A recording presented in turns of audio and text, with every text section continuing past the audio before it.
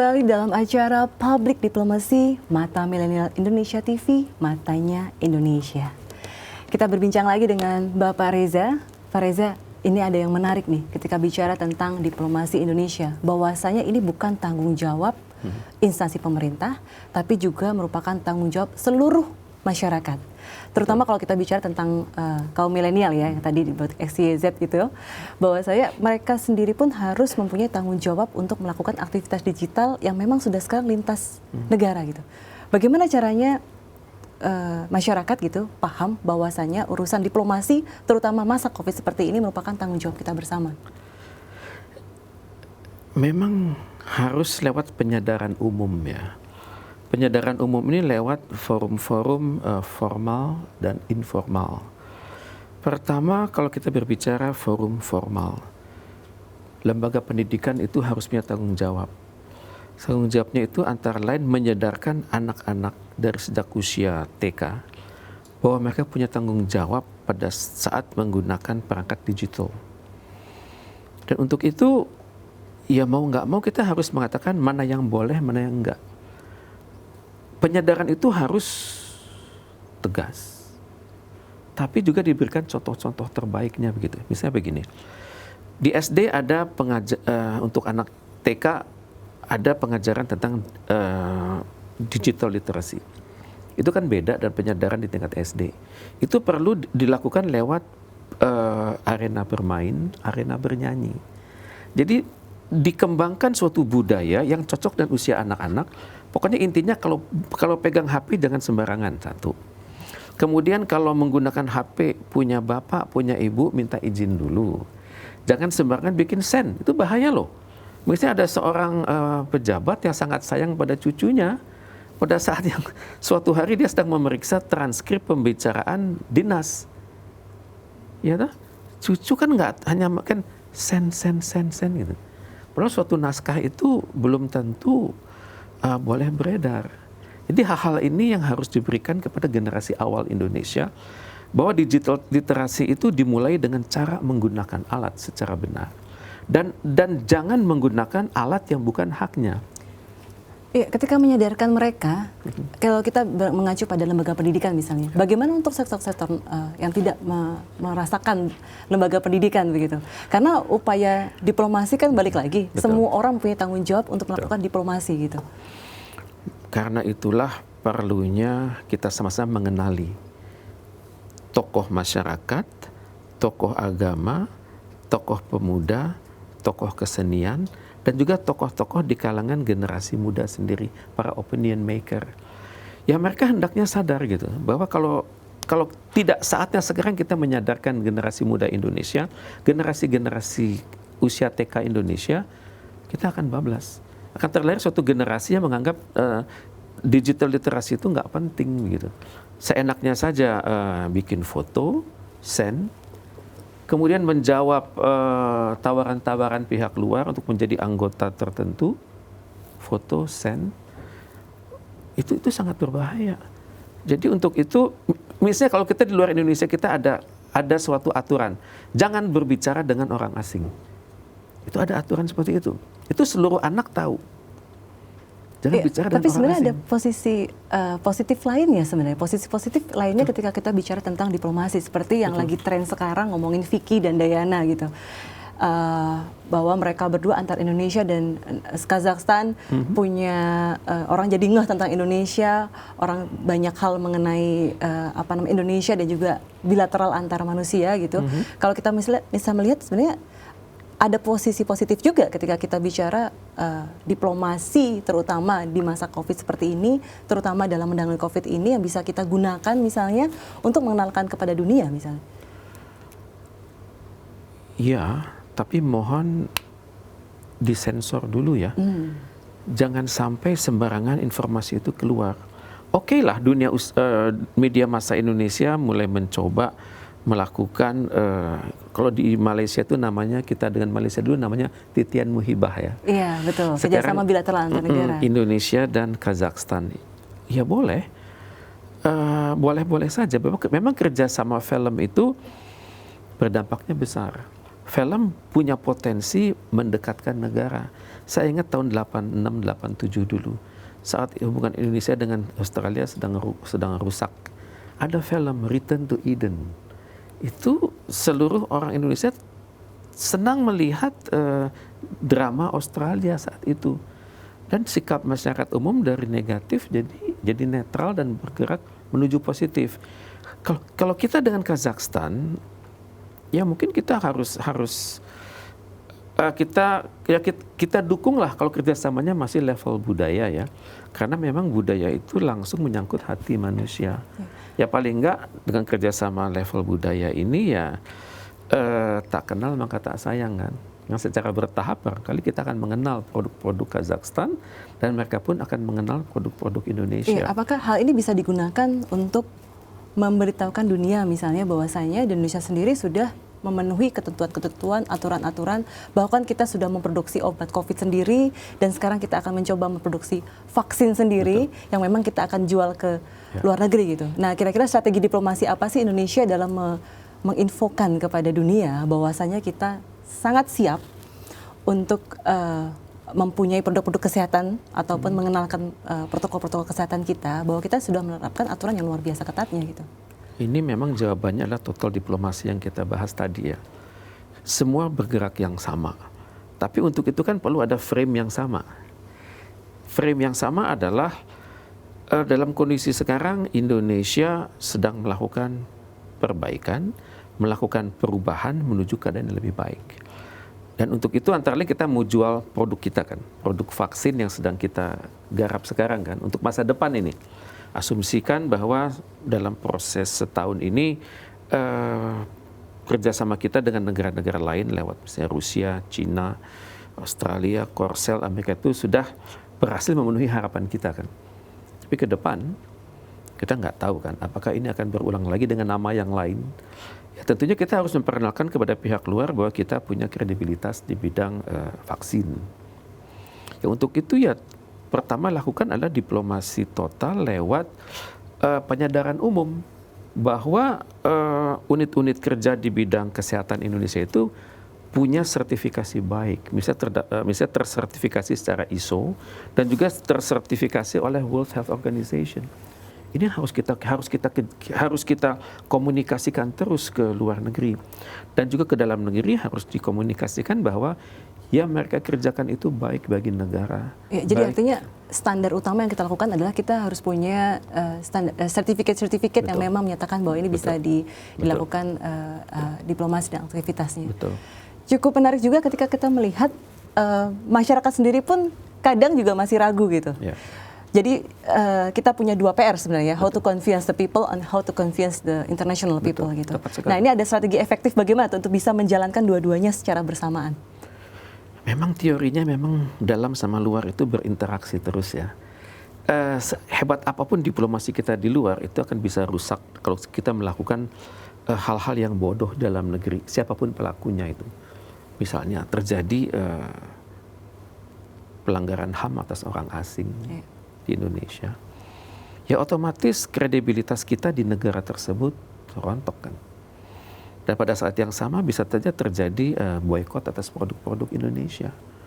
Jadi pada saat kita melakukan diplomasi oleh lembaga yang benar, Kementerian Luar Negeri, Kementerian Perdagangan, BKPM udah kerja udah benar begitu. Pada saat yang sama kita hendaknya juga melakukan penyadaran umum bahwa hukum di Indonesia itu tegak. Bahwa jangan sembarangan mempermainkan hukum, jangan sembarangan mempermainkan hak asasi manusia, dan jangan sembarangan mengolah berita. Karena semua itu punya relevansi terhadap diplomasi total dari kita semua. Tepat sekali. Dan harus untuk, ini kan menjaga marwah negara kan. Nama baik negara itu bisa hancur. Suatu rancangan perjanjian bilateral yang baik itu bisa mendadak ditunda. Kalau suatu negara melihat terjadi pelanggaran HAM atas warga negara dia di negara kita begitu. Pelanggaran HAM itu kan bisa macam-macam. Jangan sampai hal-hal yang tidak terjadi dianggap terjadi, kemudian image masyarakat dunia terpengaruh, itu mungkin. Jadi pembenahan dalam negeri harus terus-menerus dilakukan, pengendalian secara hukum harus benar-benar dilakukan, sosialisasi penyadaran umum harus terus-terus dilakukan. Jangan sampai kita menendang bola itu ke gawang kita sendiri, kita mempermalukan diri kita sendiri, akibatnya marwah kita di luar negeri hancur. Dan untuk itu, ya dengan tingkat teknologi secepat ini sekarang, ngerusak itu mudah sekali. Jadi artinya kesadaran masyarakat itu merupakan komponen penting dalam kita melakukan aktivitas diplomasi tanpa disadari maupun tidak disadari. Betul. Kita melihat sih sekarang memang masyarakat sudah mulai mempunyai kesadaran kesehatan gitu. Bahwasanya COVID yang terjadi di depan mata kita itu akan mempunyai implikasi banyak terhadap hidup mereka gitu. Nah, bagaimana caranya meningkatkan kesadaran masyarakat bukan hanya sekedar sadar, tapi juga turut aktif untuk mengenalkan Indonesia bahwasanya kita sendiri pun tanda kutip berjuang menyelesaikan pemulihan kesehatan, tapi di sisi lain kita tetap melakukan aktivitas-aktivitas yang sesuai dengan standar kesehatan yang ada. Ya, seperti kita ketahui bersama ya, terjadi pembatasan-pembatasan dalam negeri ya, entah namanya PSBB ataupun nama-nama lain. Bagaimanapun juga ini harus kita yakinkan kepada masyarakat pertama bahwa ini baik bagi mereka. Baik bagi kita semua dan juga baik bagi kita semua untuk jangka panjang. Dan untuk itu ya mau nggak mau kita harus tegas, harus keras. Prinsip 3M, dimanapun kita berada harus pakai masker, dimanapun kita berada harus jaga jarak. Kemudian kita menghindari kerumunan. Sebelum ketemu orang cuci tangan. Itu harus dijadikan tema-tema unggulan dalam kehidupan bermasyarakat. Ya mungkin bisa jadi contoh untuk dunia juga sebenarnya. Iya, jadi hal-hal yang kecil ini kalau kita sosialisasikan dengan baik ke dalam negeri, lewat lembaga keagamaan, lewat lembaga sosial, lewat lagu, lewat karya sastra, itu akan menjadi nilai tambah dalam benak masing-masing.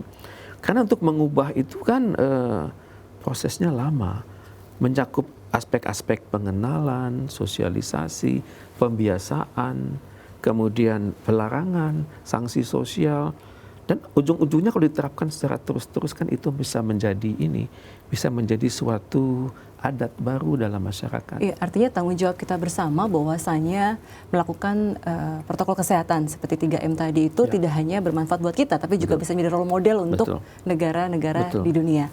Kembali lagi mengenai karakter utama diplomasi Indonesia, kalau kita melihat secara regional dan secara internasional bahwasanya kita selalu menjadi jembatan terhadap berbagai perbedaan dan menjadi bagian solusi dalam kasus-kasus yang ada di dunia internasional.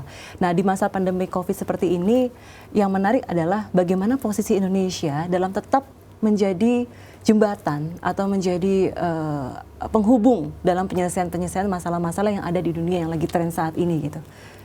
Memang kita harus akui ya, Indonesia itu diakui oleh negara di dunia, siapapun juga. Indonesia itu negara yang netral. Memang terbukti dalam politik luar negeri kita yang bebas aktif, betul. Kemudian Indonesia itu kalau menyampaikan posisi itu tidak menjelekkan pihak-pihak yang sedang berkonflik. Indonesia selalu datang dengan solusi. Ini adalah hal-hal yang harus kita akui. Ini merupakan suatu tradisi diplomasi dari zaman Ahmad Subarjo dulu. Dari zaman Bung Hatta mengatakan mendayung di antara dua karang. Dari zaman Bung Karno itu sudah memang mentradisikan sekarang bahwa diplomasi Indonesia itu bersahabat, diplomasi Indonesia itu taat hukum, diplomasi Indonesia itu tahu diri. Jadi itu sudah menjadi merek dagang kita. Apalagi dengan proses demokrasi yang kita lakukan sekarang yang berkembang ke arah kehidupan yang lebih demokratis. Iya, ketika kita melihat di masa pandemi COVID ini, kita melihat masih ada beberapa konflik yang terjadi di beberapa negara, terutama di ASEAN gitu. Nah, bagaimana posisi Indonesia tetap menjadi solusi di saat kita masih memikirkan pemulihan kesehatan dan pemulihan ekonomi gitu? Inilah resiko ya dari sebuah negara yang punya konstitusi itu untuk masa depan. Bukan konstitusi dibuat untuk tahun 45. Para pendahulu kita itu berpikiran sangat strategis loh. Mereka sudah berpikir bahwa paragraf 1 itu akan menjiwai, paragraf 1 dari preambul ya, akan menjiwai paragraf terakhir. Dan paragraf terakhir punya tanggung jawab untuk selalu berhubungan dengan paragraf 1. Itu nggak banyak negara di dunia ini yang punya daya abstraksi itu seperti generasi pendahulu kita begitu. Bahwa kita adalah cinta damai, bahwa kita harus memberikan kontribusi terhadap perdamaian dunia dan kita harus berperan aktif di situ. Ya, jadi, meskipun kita sendiri lagi punya banyak masalah dalam domestik maupun ini. Betul. Nah, strategi apa nih yang dilakukan Indonesia nih supaya tetap punya kontribusi di luar negeri gitu, di internasional, sembari kita masih punya banyak masalah yang harus kita selesaikan? Jawaban pertama adalah konsistensi ya. Kita harus meyakinkan konstituen dalam bahwa yang kita lakukan itu benar, benar secara hukum, benar secara moral, dan Indonesia akan melakukannya at all cost dengan biaya apapun. Itu sudah berlaku sekarang kan. Misalnya ada tunjangan-tunjangan bagi masyarakat yang terkena kan. Kemudian ada tunjangan-tunjangan juga buat masyarakat yang terdampak, kemudian masyarakat yang kehilangan pekerjaan. Itu sudah mulai ada stimulus-stimulus itu. Ini harus selalu dikomunikasikan ke dalam. Kemudian pada keluar ya, komitmen kita pertama adalah menyampaikan pada pihak luar bahwa ini loh yang kita lakukan dalam negeri. Kita ini konsisten. Tapi pada saat yang sama juga kita harus mengatakan kepada dunia bahwa Indonesia itu selalu siap menjadi jembatan, siap menjadi negosiator, siap menjadi komunikator, dan siap menjadikan ASEAN dan organisasi-organisasi regional, organisasi internasional yang Indonesia berada di situ untuk selalu taat azas. Memang harga diplomasi itu mahal. Ya karena itu, kalaupun kita di Indonesia melihat, kok pemerintah ngomongnya itu aja untuk ASEAN, untuk OKI, untuk PBB, tapi itu harus kita lakukan. Untuk meyakinkan pihak manapun bahwa Indonesia ini, walaupun kita punya masalah dalam negeri yang sangat berat, kita menanganinya dengan sungguh-sungguh, dan juga pada saat yang sama amanah kami, konstitusi kami yang meminta kami untuk memerhatikan itu, membawa dunia kepada keadaan yang lebih baik. Jadi memang semua berjalan dan kita lakukan sesuai dengan amanah konstitusi kita. Betul. Oke Pak, mungkin terakhir nih, pertanyaan terakhir. Bagaimana sebenarnya pandangan Pak Reza sendiri mengenai secara menyeluruh diplomasi Indonesia kita terhadap di masa pandemi COVID-19 ini dan bagaimana mengatasi ini gitu? Pandemi ini melanda seluruh dunia. Kita jangan kecil hati ya. Jangan kecil hati. Semua pihak menghadapi masalah yang sama. Tapi kita melihat bahwa pada saat kondisi kita sedang buruk-buruknya, kok Perdana Menteri Jepang datang? Kok Menteri Luar Negeri Amerika Serikat datang? Kok berbagai KTT kita lakukan dengan baik? Itu artinya dunia itu menaruh harapan tinggi pada Indonesia sebenarnya. Bahwa kita yang sedang terseok-seok ini masih mendapat amanah untuk Afghanistan lah, kemudian untuk SDG, kemudian untuk Myanmar. Mereka minta kita. Dan pada saat yang sama hendaknya menyadarkan kita semua gitu bahwa proses pemulihan ini memang harus kita tangani dengan sangat hati-hati, dengan sangat baik. Mohonlah kita semua meninggalkan ego sektoral deh. Bahwa kita ini menghadapi tantangan yang sama dan kita menghadapi juga tantangan untuk hidup secara lebih disiplin. Ya, saya sangat berharap ya semua program-program nasional yang sedang dilakukan sekarang itu terlaksana dengan baik dan kita akan dengan cepat hendaknya mampu memproses secara hukum siapapun yang menghambat terjadinya proses-proses pemulihan saat ini. Ya, terima kasih banyak Pak Reza, diskusi yang luar biasa gitu. Kita bisa tahu bahwasannya optimisme masyarakat, optimisme negara Indonesia dalam konsentrasi internasional masih tetap kita jaga. Diskusi yang luar biasa dengan Bapak Dr. Andes Tengku Reza Shah, MA PhD. Kita akan kembali lagi di episode Public Diplomacy berikutnya dengan topik yang tidak kalah menarik. Masih di Mata Milenial Indonesia TV, matanya Indonesia.